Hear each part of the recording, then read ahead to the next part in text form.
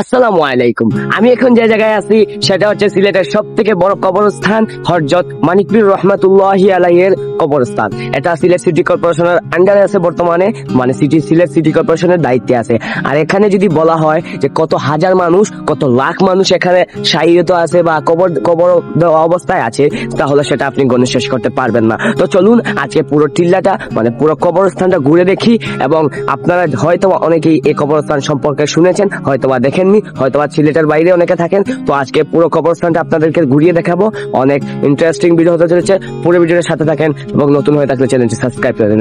এই কবরস্থানে ভাইয়া অনেক বড় একটা প্লেস, যে প্লেসটা আপনি আসলে ঘুরে শেষ করতে পারবেন না পুরো দিনে।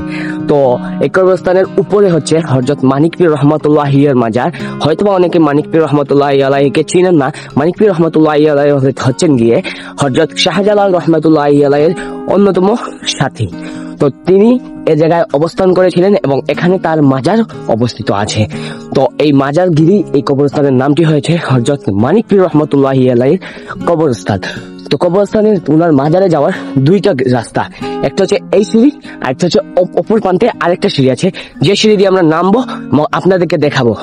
কয়েক বছর আগেও এই কবরস্থানটা অনেক জঙ্গল এবং বিশ্রী ছিল, আর যেটা বর্তমানে সিলেট সিটি কর্পোরেশনের মেয়র, সাবেক মেয়র এবং বর্তমান মেয়রের কাজ অনুযায়ী এটা অনেক পরিষ্কার এবং অনেক সুন্দর হয়েছে, যেখানে রাত্রেবেলাও মানুষ আসতে পারে। কয়েক বছর আগেও আমরা 5-7 বছর আগেও আমরা এখানে সন্ধ্যা পরে ঢুকতে পারতাম না ভয়ের জন্য। তো আজকে আমরা চলে আসি, মানে এখন আমরা যে কোনো সময় টিল্লাতে বা গুরুস্থানে ঢুকতে পারি, কোনো ভয় লাগে না, কারণ অনেক সাফ এবং পরিষ্কার একটা প্লেস হয়ে গেছে এবং জায়গায় জায়গায় লাইটও বসানো হয়েছে। আমি অত্যন্ত দুঃখের সাথে বলতেছি যে হযরত মানিক পীর রহমাতুল্লাহির মাজারের যে মাজারটা, যে কবরটা, সেটা আপনাদেরকে দেখাতে পারতেছি না, কারণ ভিতরে মানুষ নামাজ পড়তেছে।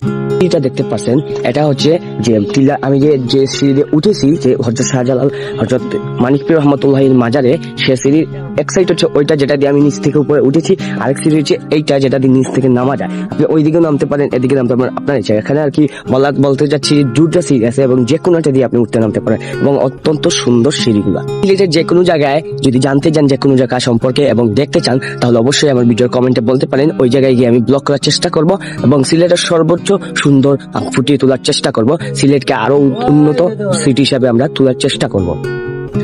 তো আজ এই পর্যন্ত, সবাই ভালো থাকবেন এবং সুস্থ থাকবেন। আল্লাহ হাফেজ, গুড বাই।